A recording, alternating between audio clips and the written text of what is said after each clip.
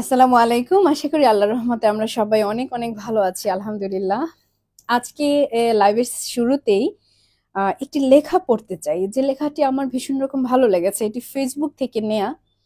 তো লেখাটি জাস্ট তার যে মানে মনের ভাবার্থ নিয়ে লেখক লিখেছেন সেভাবে হয়তো বলতে পারবো না, বাট চেষ্টা করব। আর এটি আমাদের সমসাময়িক বিষয় নিয়ে লেখা, আর যেটি উম, আমাদের অনেক কিছু মনে করিয়ে দিবে, কারণ এই মনে করিয়ে দেওয়ার পরে এটার সাথে রিলেটেড হচ্ছে আজকের আলোচনাটা। হুম। তো লেখাটি পড়া শুরু করছি। যারা যারা যুক্ত হচ্ছেন সবাইকে ওয়েলকাম জানাচ্ছি। একই সাথে হচ্ছে কমেন্টস যারা করবেন আমি ইনশাল্লাহ শেষের দিকে উত্তর দেওয়ার চেষ্টা করব। 5ই আগস্ট গণভবনে ঢুকে আমি প্রথমে পুকুর পাড়টায় যেয়ে বসি। এই লেখাটি যেদিন 5ই আগস্ট আমাদের গণ অভ্যুত্থানের মধ্য দিয়ে স্বৈরশাসক মুক্তি পাই, স্বৈরশাসকের শোষণ থেকে শাসন থেকে আমরা মুক্তি পাই, সেদিনই এই লেখাটা, মানে সেই দিনের অনুভূতিকে কেন্দ্র করে লেখক যিনি তিনি লিখেছেন। আর এই এটা এজন্যই পড়ছি কারণ এটার সাথে রিলেটেড আজকের আলোচনা, সে কারণে। 5ই আগস্ট গণভবনে ঢুকে আমি প্রথমে পুকুর পাড়টায় যেয়ে বসি। কেউ পুকুর পাড়ে বসে কাঁদছে, কেউ গোসল করছে, কেউ মাছ ধরছে, সবার মাঝে মুক্তির আনন্দ। এর মধ্যে এক মধ্যবয়সী ভদ্রলোক আমার পাশে এসে বসেন। যে গ্রুপটা সর্বপ্রথম গণভবনে ঢুকে তাদের মধ্যে তিনি একজন। লোকটা নানান গল্প করতে করতে বেশ বিষণ্ণ হয়ে যায়। এক পর্যায়ে বলেন, জানেন ভাই, এই মহিলা দুপুরে খাওয়ার প্রস্তুতি নিচ্ছিল। তার ডাইনিং এ 10 থেকে 12 পদের আইটেমের বুফে প্রস্তুত ছিল, একদম গরম টাটকা খাবার। তার ফ্রিজগুলো খুলে দেখছিলাম, এত বড় বড় পাঙ্গাস মাছ আমি জীবনেও দেখিনি। অন্তত 10 থেকে 12টা আস্ত ইলিশ মাছ দেখেছি, এক একটা 1.5 কেজির কম নয়। একটা গরিব দেশে এই মহিলা রানীর মতো বসবাস করছিল, অথচ এই মহিলা আমাদেরকে পেঁয়াজ ছাড়া তেল ছাড়া রান্না করতে বলতো, বাচ্চাদেরকে কাঁঠালের বার্গার খাওয়াতে বলতো, ভাতের বদলে আলু খেতে বলতো। আমার বাচ্চা অনেকদিন ইলিশ মাছ খায় না, সাধ্য হয় সাধ্য হয় না কেনার। বলতে বলতে লোকটা কেঁদে ফেললো। আমি কিচ্ছু ধরি নাই, বিশ্বাস করেন। খুব ঘৃণা লেগেছে এই খাবারগুলো দেখে। তারপর চোখ মুছতে মুছতে বলল, শেখ হাসিনা এদেশের মানুষকে প্রচন্ড ঘৃণা করতেন আর আমাদের কষ্ট দেখে আনন্দ পেতেন। কথা সত্য, উনি আমাদেরকে ঘৃণা করতেন, অসম্ভব রকমের ঘৃণা করতেন। সর্বোপরি আমি মনে করি, যেখানে দেশের হাজার হাজার কোটি টাকা পাচার এবং হাজার হাজার মানুষকে খুন গুম হত্যা করা হয়েছে, সেইখানে অবশ্যই সব সাধারণ ব্যাপার। লিখেছেন শাহরিয়ার আহমেদ সাদিব। জি, এই ঘটনা, এই দিনের এই লেখাটি আমাদেরকে অনেক কিছু স্মরণ করিয়ে দিল, তাই না? এই মুহূর্তে এই সেশনে যারা যুক্ত রয়েছেন, সত্যিই তো তাই, আমাদের কত কত রেসিপি শিখিয়েছে।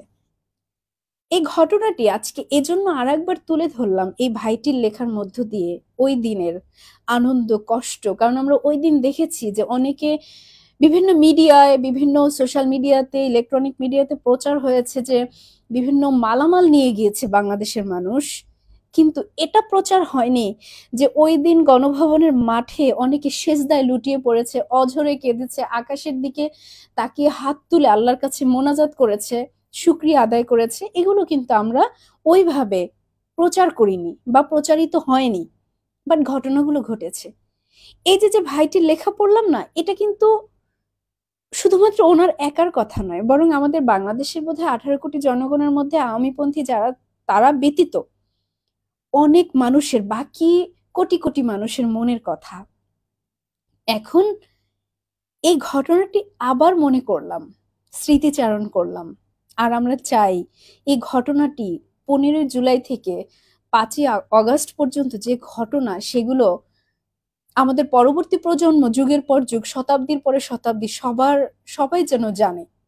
জানি না পরবর্তী যারা ক্ষমতায় বসবেন তারা এগুলো করবেন কিনা, নাকি সেই জাতির পিতা আমাদের ইব্রাহিম আলাইহিস সালামের পরিবর্তে আমাদের অন্য একজনকে জাতির পিতা জানতে হবে, নাকি ধর্মীয় পাঠ্যপুস্তকের জায়গায় আমাদের যেখানে একজন মুসলিম সন্তান হিসেবে আমরা জানবো আমাদের নবী রাসূলদের জীবনী, আমাদের নৈতিক শিক্ষা, সেখানে আমরা জানবো অন্য কোনো গল্প। জানি না, তবে আমরা চাই এরকমটা।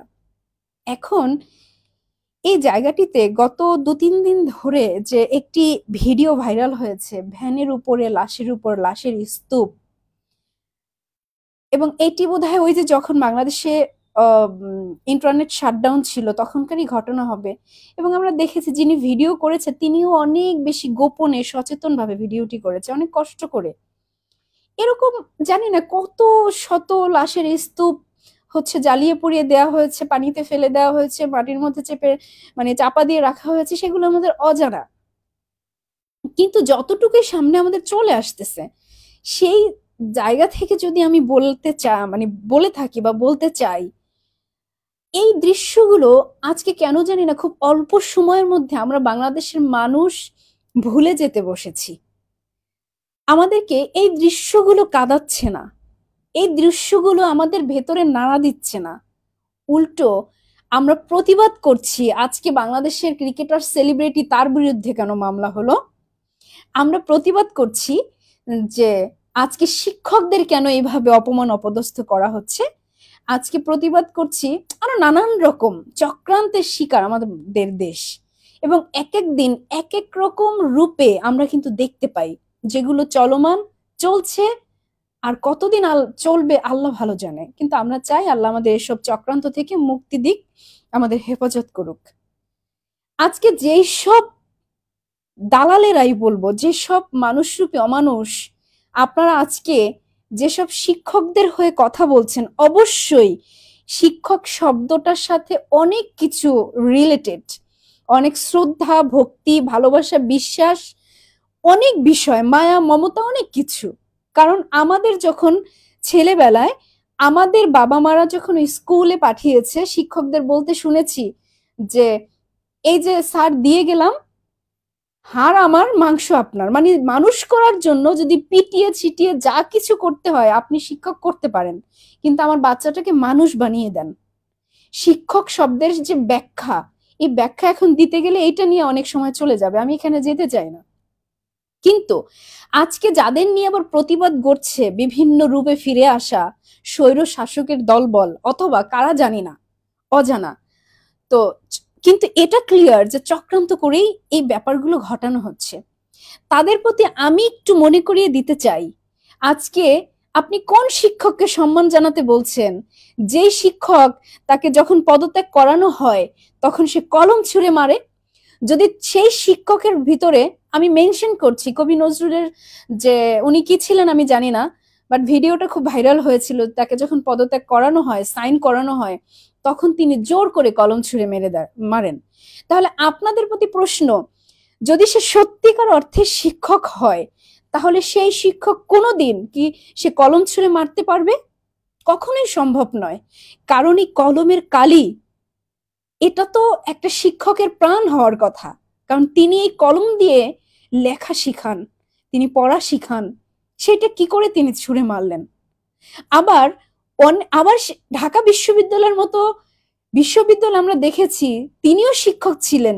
সেই কলা অনুষদের যিনি ডিন ছিলেন, তিনি কি করেছিলেন, যে মুসলিম দেশে তিনি কোরআন প্রতিযোগিতার অনুষ্ঠান আয়োজন করেছিলেন রমজানকে স্বাগত জানানোর জন্য, অথচ সেই পরিষদের আরবি বিভাগের সেই প্রধানকে তিনি কি করেছিলেন, বরখাস্ত, মানে সাসপেন্ড করেছিলেন।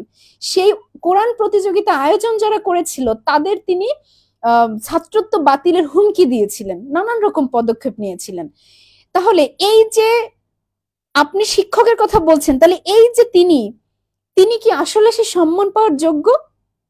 আবার একই সাথে আমরা এমন দৃশ্য দেখেছি, যখন আমাদের এই ছাত্র, আমাদের বাচ্চাগুলো রাজপথে লড়াই করছে, তাদের প্রাণ দিচ্ছে, তখন জীবন বাজি রেখে doctor Asif Nazrul sir, doctor Saima madam, যিনি ঢাকা ইউনিভার্সিটির শিক্ষিকা, এরা কিন্তু রাজপথে নিজেদের জীবন বাজি রেখে গুলির সামনে দাঁড়িয়েছিল, ছাত্রদের হয়ে কথা বলেছিল যে যদি গুলি করতে হয় আগে আমাদের বুকে করেন, তারপর আমার ছাত্রদের বুকে করেন, আগে আমাদেরকে যত শাস্তি দেওয়ার দেন, তারপরে আমার বাচ্চাদের উপরে আঘাত করেন।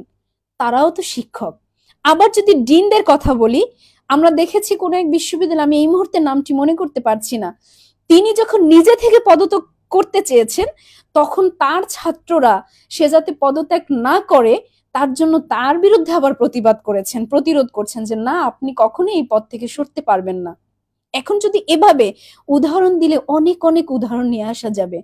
আমি ব্যক্তি জীবনে, আমার ছাত্র জীবনে আমি অনেক মানুষরূপী অমানুষ শয়তান নামক শিক্ষক আমি দেখেছি মেয়ে হওয়াতে। আমি দেখেছি যে আমি শিক্ষকদের বাজে, আমি আজকে লাইভে কিন্তু এই কথাটা বলছি, আমি দেখেছি আমি শিক্ষকের সেই আসনে বসা আমার শিক্ষক তার কুপ্রস্তাবে রাজি হইনি বলে আমাকে যে মেয়ে আমি বোর্ড স্টার্ন করা স্টুডেন্ট, যে মেয়ে আমি অলওয়েজ ক্লাসে ফার্স্ট, যে মেয়ে আমি প্রত্যেকটা বৃত্তি পাওয়া স্টুডেন্ট, সেই ছাত্রী আমাকে ইন্টারমিডিয়েটে আমাকে ফেল করিয়ে দেওয়া হয়েছিল ফিজিক্সে। এই আমি ভুক্তভোগী। তাহলে এরা কি শিক্ষক? যে কলম ছুঁড়ে মেরে দিয়েছিল সে কি শিক্ষক? যে কোরআন প্রতিযোগিতায় বাধা দিয়েছিল, যে সেই ডিপার্টমেন্টের চেয়ারম্যানকে সাসপেন্ড করেছিল, তারা কি শিক্ষক?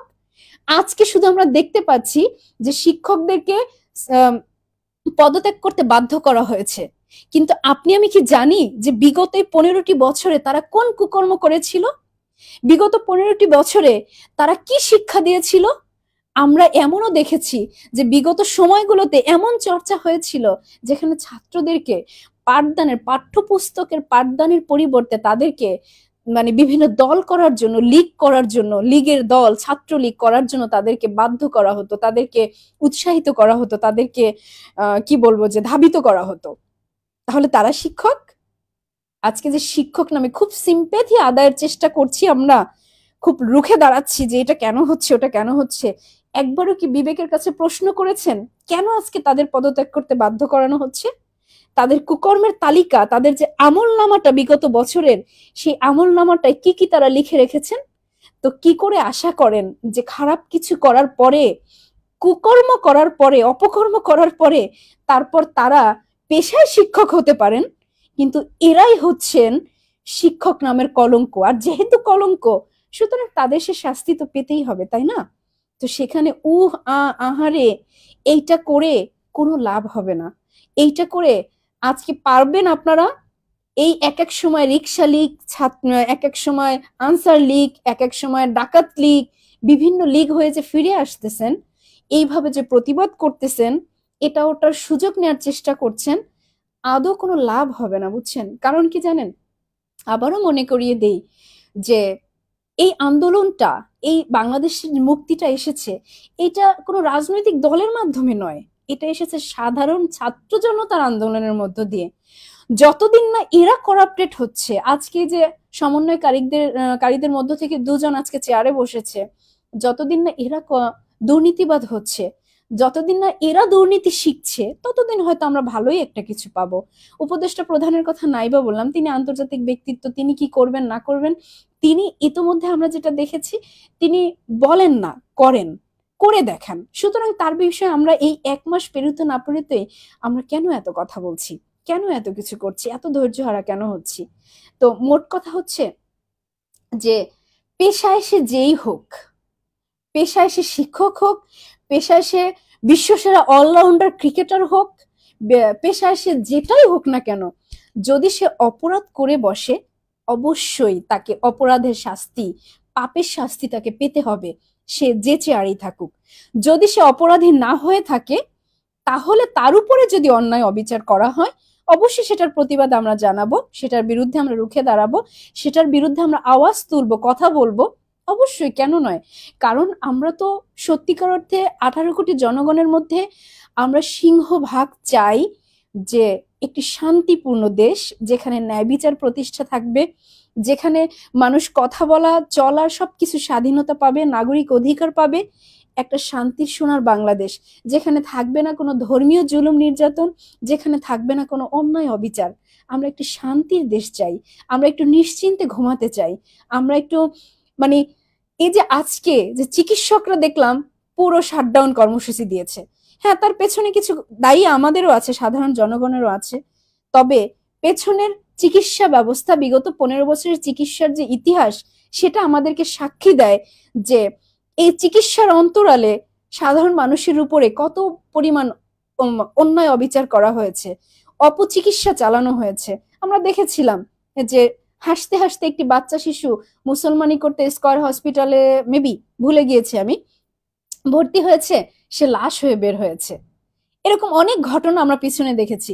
আচ্ছা, এই একটা ঘটনাকে যদি মেনশন করি, কোথায় তখন তেমন জোরালো আন্দোলন হয়নি, তখন তেমন চিকিৎসকদের শাটডাউন কর্মসূচি হয়নি, তখন তো এত ভালোবাসা, এত দাবি, এত অন্যায়ের প্রতিবাদকারী আসেনি।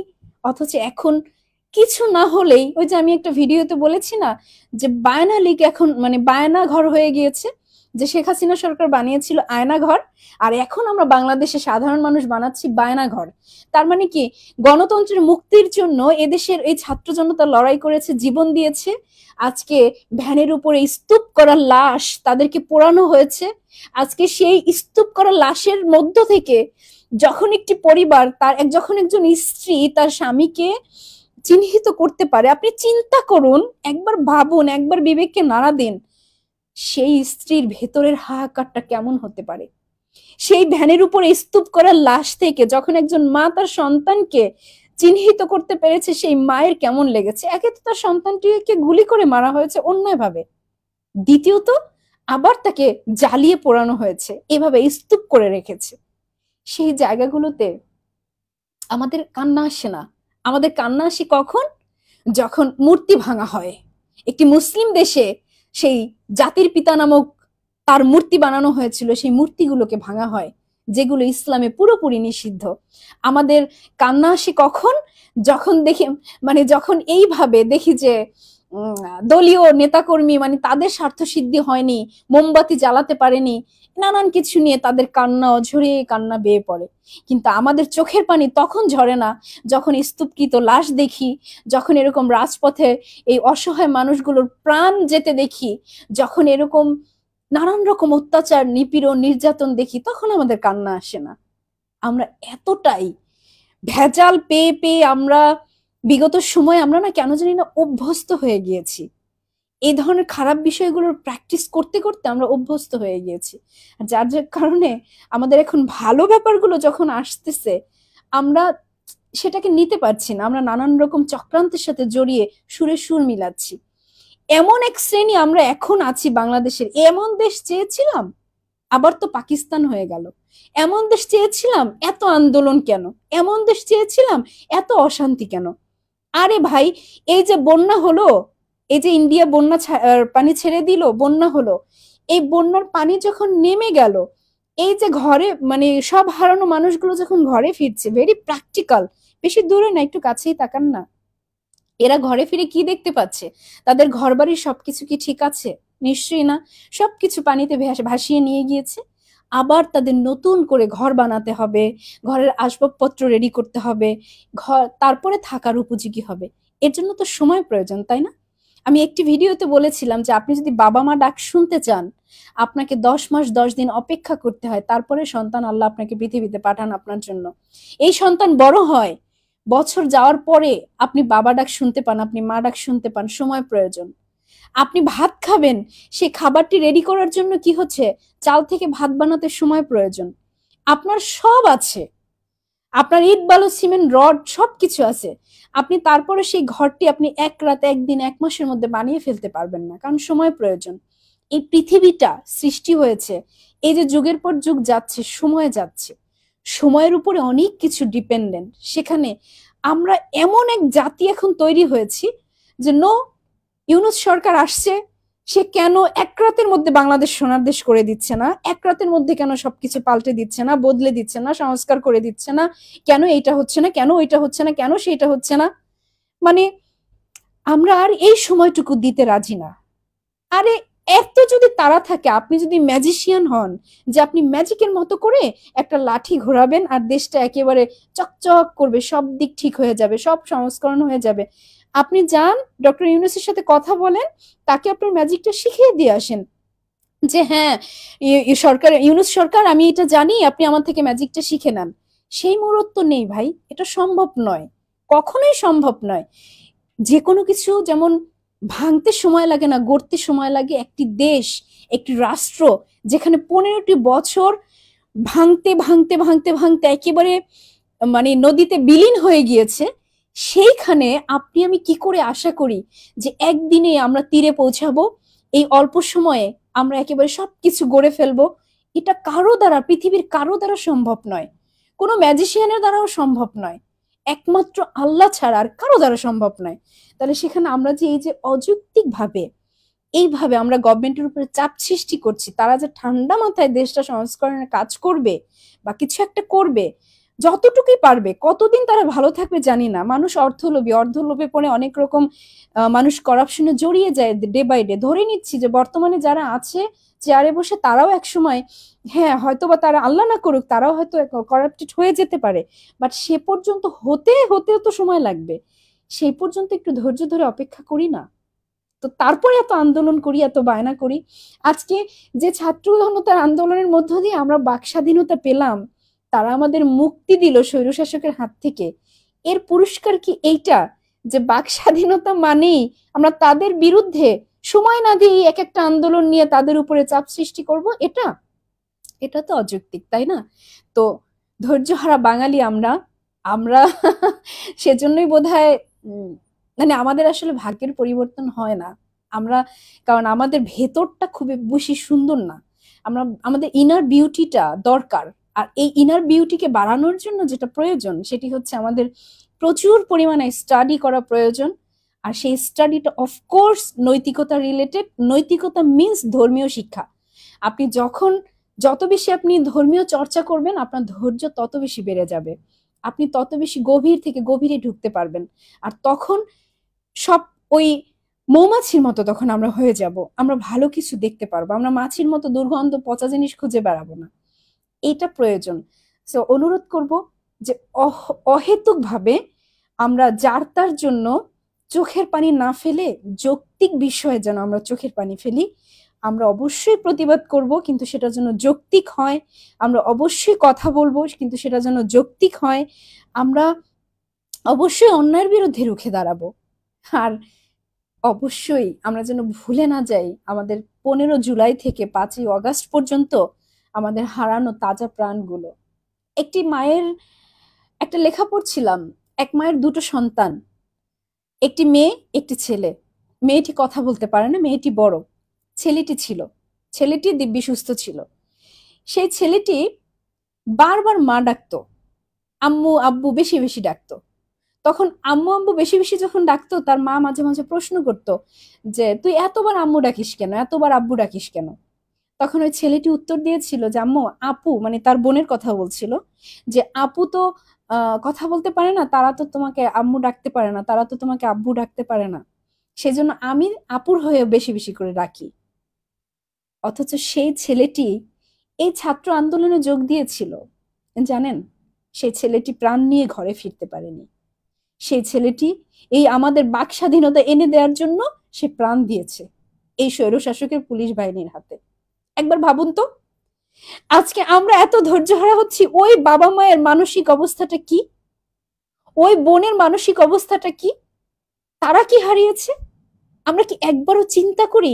প্রত্যেকটা গল্প আজকে শুধু আমরা ওই শহীদ আবু সাইদ, মুগ্ধ, এরকম নাম উঠে আসা কয়েকটা সন্তানদের গল্প জানি, এরকম যে হাজারের উপরে প্রাণ ঝরে গেল।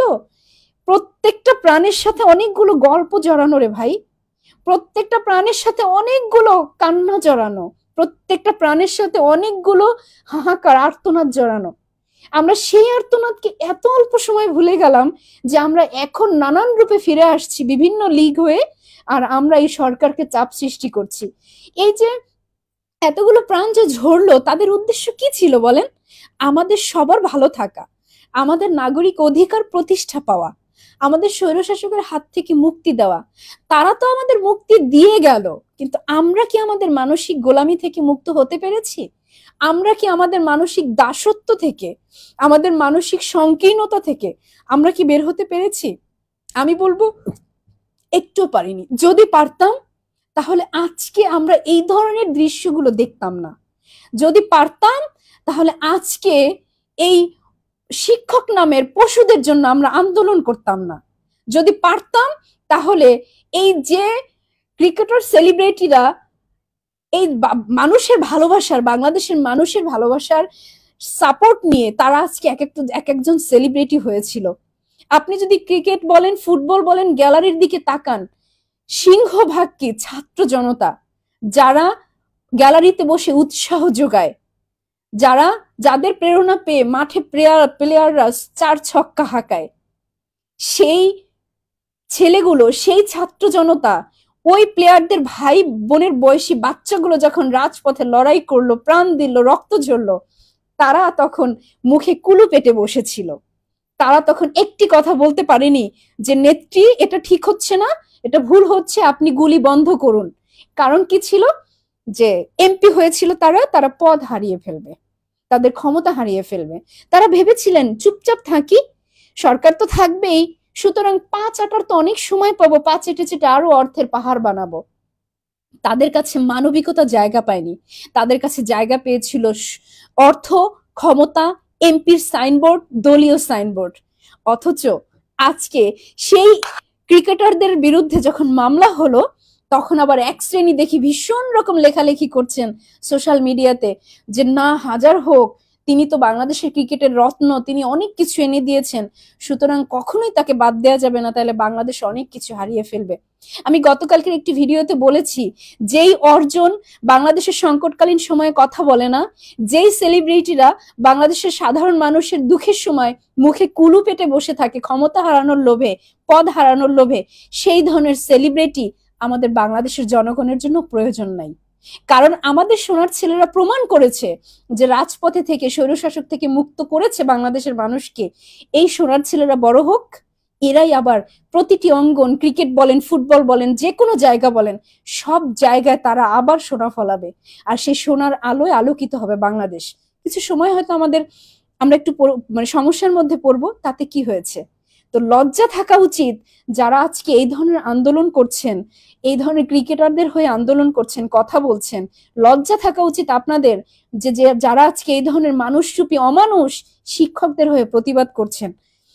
আপনাদের একটু বিবেককে জাগানোর জন্য হাত জোর করে অনুরোধ করছি, যদি কিছু পারেন দেশের জন্য করেন, যদি কিছু পারেন, যদি বলতেই চান ন্যায়ের পক্ষে বলেন, যদি প্রতিবাদ করতেই চান অন্যায়ের পক্ষে প্রতিবাদ করেন, যদি কথা বলতেই চান তাহলে যেটা মানুষের অধিকারের কথা বলে সেইগুলো বলেন।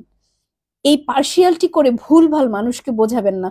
কারণ আজকে সোশ্যাল মিডিয়া অনেক গুরুত্বপূর্ণ একটি মাধ্যম। এই মাধ্যমে এক একটা লেখা অনেক প্রভাব পড়ে মানুষের উপরে, এক একটা লেখা। কারণ আমরা দেখেছি এই সোশ্যাল মিডিয়ার বদলতে আমরা সজাগ হয়েছি, সচেতন হয়েছি। এই যে আজকে আমি প্রতিবাদী কথা বলছি, আজকে আমি অ্যাওয়ারনেস বিল্ড আপের চেষ্টা করছি সোশ্যাল মিডিয়ার মাধ্যমে, এটাকে ইগনোর করা যাবে না। আপনি এখন ইলেকট্রনিক মিডিয়াকে ইগনোর করতে পারেন, কারণ তারা সময়ের উপরে, সিচুয়েশনের উপরে তারা বিভিন্ন দলের হয়ে কথা বলে। কারণ দেখেছি না, বিগত 15 বছরে টেলিভিশন চ্যানেলগুলো কি কথা বলেছে, কাদের কথা বলেছে, সব বাতাবি লেবু হয়ে গিয়েছিল, তাই না? মানে বাতাবি লেবুর খবর পড়ছিল বাংলাদেশ টেলিভিশনের মতো, সব নিউজগুলো তাই করছিল। এখনো আমি আজকে সময় টেলিভিশনের একটি নিউজ দেখলাম, রিপোর্ট করেছে ইন্ডিয়া নিয়ে বাংলাদেশের বর্তমান পরিস্থিতি, সেইখানে এখনো তাদের ভাষার মধ্যে ইন্ডিয়া প্রীতি, এখনো তাদের ভাষার মধ্যে শেখ হাসিনা প্রীতি। কেন রে ভাই? এখনো কি আপনাদের কেউ মুখ চেপে বসে ধরে রেখেছে, না গলা চেপে ধরেছে? এখনো কি আপনাদের, এতদিন আপনারা দোহাই দিয়েছেন আমরা গণমাধ্যম, আমরা আসলে কিছু করতে পারিনি, আমরা সিচুয়েশনে নিরুপায় ছিলাম, এই কারণে আমরা স্বাধীনভাবে খবর প্রচার করতে পারিনি। এখন তো আপনাদের গলা কেউ চেপে ধরেনি, এখন তো আপনাদের স্বাধীনতা কেউ হনন করেনি, তাহলে এখন কেন আপনারা এইভাবে আপনাদের ভাষার মধ্যেই এখনো দেখি যে সব সেই হাসিনা প্রীতি এখনো দেখা যাচ্ছে, হাসিনা প্রীতি এখনো ফুটে উঠছে? লজ্জা থাকা উচিত। এত কিছুর পরেও যদি শিক্ষা না নেন, এত কিছুর পরেও যদি আমরা সংশোধন না করি নিজেদের, তাহলে এ জাতি আমরা তলানিতে ছিলাম, তলানিতেই থাকবো। কারণ একই সাথে যখন বাংলাদেশ স্বাধীন হয়েছে, তখন একই সাথে সংযুক্ত আরব আমিরাত অর্থাৎ ইউএই, যাকে আমরা দুবাই বলে চিনি বাংলাদেশের মানুষ, তারাও স্বাধীন হয়েছে। আজকে দুবাই বা সংযুক্ত আরব আমিরাত বিশ্বের বুকে দেখেন কিভাবে মাথা উঁচু করে দাঁড়িয়ে আছে। আজকে পুরো পৃথিবীর মানুষ এই ইউএই এর দিকে তারা হচ্ছে জায়গা করে নিচ্ছে, তারা আসছে, তারা এই দেশকে চিনছে। শুধুমাত্র বুর্জ খলিফার জন্য নয়, একটি টাওয়ারের জন্য কোনো দেশ কখনোই বিশ্বের বুকে মাথা উঁচু করে দাঁড়াতে পারে না। তারা, যারা কখনো দুবাইতে গিয়েছেন তারা জানেন, আর যারা যাননি তারা ইন্টারনেট ঘেটে ঘেটে দেখবেন যে একই সময় স্বাধীন হওয়া দেশগুলো, এই দুটো দেশ পাশাপাশি রাখলাম, এই দুটো দেশ যেখানে সেই দেশটি মরুভূমির দেশ, আমাদের মতো সুজলা সফলা শস্য শ্যামলা নয়, এত প্রাকৃতিক সম্পদে ভরপুর নয়, তারপরে সেই দেশটি কতটা উন্নত, আর আমরা এখনো কতটা তলানিতে পড়ে আছি। কেন পড়ে আছি রে ভাই? এই আমাদের ন্যাচারের কারণে। আমাদের ইনার সাইডটা ভীষণ অন্ধকার, কালো ঘুটঘুটে। আমরা ভালো কিছু চিন্তা করতে পারি না, ভালো কিছু করতে দিতে পারি না, ভালো কিছু করতে জানি না, যার কারণে আমরা অন্ধকারে পড়ে থাকি। আর আমরা দায়ী করি কাদের জানেন? যে যারা ক্ষমতার চেয়ারে বসে তারা তো খারাপই, যারা চেয়ারে বসে ওরা তো লুটপাট করেই। কিন্তু আমরা জনগণ কতটুকু সচেতনতার সাথে আমরা কাজগুলো করি, আমরা জনগণ কতটুকু সচেতনতার সাথে আমার পদক্ষেপগুলো আমি নেই। আমি গাড়িতে বসে খাবারটি খেয়ে ঠিকই আমি প্যাকেটটি বাইরে ফেলে দিই, রাস্তাঘাট ময়লা হলে হোক, তখন আমি চিন্তা করি না যে রাস্তাটাও আমার দেশের। আমি ঘরের খাটের উপরে বসে ওই চিপস খেতে খেতে প্যাকেটটা জানালা দিয়ে ছুঁড়ে মারি, আমরা তখন চিন্তা করি না যে গলিতে গিয়ে পড়লো, কার ঘরের উপরে পড়লো বা কার জানালায় গিয়ে পড়লো। কখনো চিন্তা করি? করি না। রাস্তাঘাট নোংরা, রাস্তাঘাট ভাঙাচুরা, সিস্টেম তো কোথাও একটা জায়গা আমরা দেখাতে পারবো না যে স্বাধীনতা পরবর্তী আমরা খুব বেশি উন্নত করতে পেরেছি, যেটা দেখে পৃথিবীর মানুষ শিখবে যে না দেখো তারা লড়াই করে স্বাধীনতা পেয়েছে, তারপরে তারা দেশটাকে এমন ভাবে সাজিয়েছে। আমরা দেখতে পাই না সেটা, কারণ আমাদের ভেতরকার ওই মনটাই নাই, আমরা এখনো সেভাবেই রয়েছে। মাঝে মাঝে আমার মনে হয় জানেন, দুঃখের সাথে বলি, যে আমাদের নূহ আলাইহিস সালাম, সম্ভবত আমি যদি ভুল না করি, আচ্ছা নবী রাসূলের কথা বলছি তো, নাম নিয়ে না বলি, আমাদের কোন এক নবীর কওমকে ধ্বংস করে দিয়েছিল, যে পুরো জাতিকে একেবারে তাদের মানে পাপের কারণে আল্লাহ তাআলা গজব নাজিল করেছিল এবং পুরো জাতিকে কিন্তু মাটি চাপা দিয়েছিল, অর্থাৎ একসাথে পুরো কওমকে ধ্বংস করে দিয়েছিল। মাঝে মাঝে মনে হয় যে আমরা আসলে এত বেশি পাপ করি, আল্লাহ না করুক, আমাদের দেশে হয়তো এখনো কিছু ইমানদার মানুষ আছে, এখনো কিছু মানুষ যারা ধর্মীয় চর্চা করে, মন থেকে আল্লাহকে সেজদা করে, যার কারণে হয়তো আল্লাহ আমাদের এখনো ওরকম গজবটা দিচ্ছে না। নয়তো আমরা সত্যিকার অর্থেই আমরা ভীষণ পাপী, আমরা ভীষণ পাপী। এই পাপের শাস্তি আমরা কিন্তু পাই, কিন্তু আমরা বুঝি না, আমরা রিয়েলাইজ করি না যে কি পাচ্ছি, কি হচ্ছে, কি না হচ্ছে। তো আমার সাথে রিয়েলাইজেশনের সময় এসেছে রে ভাই, অবশ্যই সময় এসেছে। আমাদের এখন নিজেদেরকে সংশোধন করতে হবে। অবশ্যই আমরা, শেষ কথা, অবশ্যই কথা বলবো, প্রতিবাদ করব, ঝড় তুলবো, আন্দোলন করব, রাজপথে নামবো, কিন্তু সেটা যেন এমনটা না হয় যে ভুলের সাপোর্ট করছি। সবসময় অপরাধী সে অপরাধী। নয়তো আমাদের নবী করিম সাল্লাল্লাহু আলাইহি ওয়াসাল্লাম এই কথাটি বলতেন না তার মেয়েকে, যে হে ফাতিমা, তুমি ভেবো না তুমি নবী কন্যা হয়েছে বলে কিয়ামতের দিন তুমি পার পেয়ে যাবে, তুমি তোমার আমল দ্বারাই কিন্তু তুমি জান্নাতে যাবে না জাহান্নামে যাবে সেটা নির্ভর করবে। সুতরাং আমাদের কর্ম, আমাদের এখনো ভাবার সময় বোধহয় অনেক ওভার হয়ে গিয়েছে। আমাদের ভাবা উচিত যে আমরা জাতি হিসেবে কোথায় যাব, সেটা আমাদের নিজেদের কর্মের উপরে ডিপেন্ড করবে। আইদার কোনো কিছু দিয়ে সম্ভব না, কোনো কিছু দিয়ে সম্ভব না। যেমন আমরা দেখেছি যে আমরা দেখেছি না যে এত বড় স্বৈর শাসক, এত ক্ষমতা, 15টি বছর রাজনৈতিক দলগুলো এত রকম চেষ্টা করেছে তাদের ক্ষমতাচ্যুত করার জন্য, বাট তারা সফল হয়নি। কিন্তু আমরা একসাথে এক হয়ে সাধারণ ছাত্র জনতার আন্দোলনের মধ্য দিয়ে এই সাধারণ জনগণের যে ক্ষমতার উৎস, সেটা আমরা প্রমাণ করতে সক্ষম হয়েছি। আলহামদুলিল্লাহ, আমরা সেই স্বৈরশাসক থেকে দেশটাকে রক্ষা করতে পেরেছি প্রথমবারের মতো প্রাথমিক ধাপে। তো সেখানে আমরা যদি প্রত্যেকে মিলে এভাবে নিজ নিজ জায়গা থেকে সচেতন হয়ে বিবেককে জাগ্রত করে আমরা যদি কাজগুলো করে যাই, তাহলে অবশ্যই কেন বদলাবে না ভাই? যখন আমি বদলে যাব, আমার পরিবার বদলে যাবে, আমার পরিবার বদলাবে মানে পাশের প্রতিবেশীরা বদলাবে, প্রতিবেশী থেকে সমাজ, সমাজ থেকে দেশ। কেন বদলাবে না? অবশ্যই বদলাবে। সেজন্য সচেষ্ট থাকতে হবে। সো হুট করে সোশ্যাল মিডিয়া, ইলেকট্রনিক মিডিয়াতে একটা খবর দেখলেই যেন আমরা হুজুকে লাফিয়ে না পড়ি, বিবেক দিয়ে যেন চিন্তা করি, আবেগ দিয়ে নয়। অপরাধী অপরাধী, সেই নবীকন্যা ফাতেমার উদাহরণ এজন্যই দিলাম যে অপরাধী সে যেই হোক, হোক ক্রিকেটার, সেলিব্রিটি, হোক শিক্ষক, হোক মন্ত্রী, এমপি, চেয়ারম্যান, মসজিদের ইমাম, যদি সে অপরাধী হয় অবশ্যই তাকে অপরাধীর কাঠগড়ায় দাঁড়াতে হবে। আমরা দেখেছি না, বাইতুল মোকাররমের যিনি খতিব ছিলেন তিনি আত্মগোপনে আছেন। তার মানে কি, তিনি বাইতুল মোকাররম বাংলাদেশের জাতীয় মসজিদ, সেটার খতিব হয়েও তিনি আত্মগোপনে গিয়েছেন কেন? কারণ যখন দেখেছেন যে তার পাপগুলো সামনে চলে আসবে, তখন তিনি অপদস্থ, অপমানিত বা তিনি শাস্তির আওতায় চলে আসবেন। আমি জানি না ভেতরের কারণ কি, লজিক সেটাই বলে। তো সে কি নিস্তার পেয়েছে? পায়নি তো। সো এরকম হাজারটা এক্সাম্পল আমরা চোখ খুললেই দেখতে পাবো। তো সবশেষ 10 মিনিটের চেয়েছিলাম 10 মিনিটের কথা বলবো, বাট মনে হয় কত টাইম হয়ে গিয়েছে জানি না, একটু দেখি 36 মিনিট আবারও। আর অনেক অনেক ধন্যবাদ। আচ্ছা, তো যাই হোক, শেষ করবো আজকের লাইভ সেশন।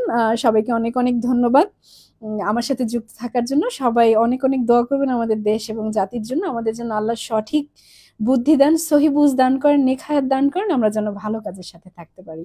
আর এতক্ষণ আমার সাথে যারা যুক্ত ছিলেন সবাইকে অনেক অনেক, সবার প্রতি অনেক অনেক কৃতজ্ঞতা। অনেক কমেন্টস এসেছে, আমি কমেন্টস গুলো এই মুহূর্তে পড়তে গেলে অনেকটা সময় চলে যাবে। আর যেটা হচ্ছে, সব কমেন্টস সবারটা হয়তো পড়তেও পারবো না, তো এক দুজনেরটা যদি পড়ি আর অন্যরা কষ্ট পাবেন। বেটার আমি লাইভ শেষ করে প্রত্যেকের কমেন্টস এর উত্তর আমি লিখে দিয়ে দেবো ইনশাল্লাহ। সো কষ্ট নেবেন না কেউ। আর অবশ্যই আমি সবসময় বলে থাকি, আমার সেশনে যুক্ত হলে আমরা যারাই কমেন্টস করব, আমরা গঠনমূলক কমেন্টস করব। কারণ জানেন কি, যে কমেন্টস করে লিখে যে আমরা এক একটা প্রতিবাদ জানাচ্ছি না, এটাও আমাদের ইমানের পাল্লায়, আমাদের আমলের পাল্লায় ভারী হচ্ছে। ভালো লিখলে ভালো, মানে ভালো ফিরিস্তা, মানে যিনি সওয়াব লিখেন তিনি লিখছেন, খারাপ লিখলে খারাপ ফিরিস্তা লিখছেন। তো সেটার কারণে হচ্ছে কি, কিয়ামতের দিন অন্তত এতটুকু আমরা বলতে পারবো যে হ্যাঁ আমার রব, আমার ক্ষমতা তুমি খুব বেশি দিয়েছিলে না, আমার ক্ষমতা যতটুকু ছিল আমি আমার লেখার মধ্য দিয়ে আমি প্রতিবাদ করেছিলাম। হ্যাঁ আমার রব, আমি আমার বলার মধ্য দিয়ে আমি প্রতিবাদ করেছিলাম, আমি আমার হাত দিয়ে প্রতিবাদ করেছিলাম, অর্থাৎ আমাদের সক্ষমতার মধ্যে। তা আমি সবসময় বলি যে আমরা যে কোনো, শুধুমাত্র আমার ভিডিও না, আমরা যেখানেই কোনো, যদি কোনো কখনো কমেন্টস করি কোনো পোস্টের বিষয়ে বা কোনো কিছু শেয়ার করি, কোনো কিছু আমরা বলতে চাই, সেটা যেন আমরা এই দিকটা, ইমান এবং আমলের কথা চিন্তা করে যেন আমরা লিখি। কারণ এটাও আমাদের আমল নামে যোগ হতে পারে, যেটার জন্য হয়তো আল্লাহ জানি না কোন উসিলা আমাদের মুক্তি দিবেন পরকালে, কোন উসিলা পাবো সেটা তো জানি না। ভালো কাজের চেষ্টা করতে অসুবিধা কোথায়? সো আমরা চেষ্টা করব যে সবসময় আমরা যেন ভালো প্র্যাকটিসের সাথে থাকি। আমার এসে যারা কমেন্টস করবেন, যেখানেই করেন, আমরা গঠনমূলক কমেন্টস করব, যার মাধ্যমে অন্যরাও যাতে শিখতে পারে, অনুপ্রাণিত হতে পারে, আলোর দেখা পেতে পারে, একটা পথ নির্দেশিকা পেতে পারে।